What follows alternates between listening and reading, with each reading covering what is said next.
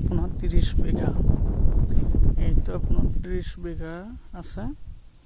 তাৰ পাছত আপোনাৰ এইটো এসটি আৰু এসসি ল'ব পাৰিব এসটি আৰু এসসি সাৰ্টিফিকেট থকাই ল'ব পাৰিব এইটো মাটি এইটো হল আপোনাৰ 30 বিঘা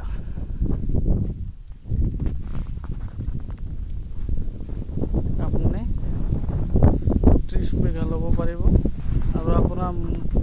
কন্টাক্ট নাম্বাৰ হৈছে 8638443465 এইটো হল 8638443465 এইটো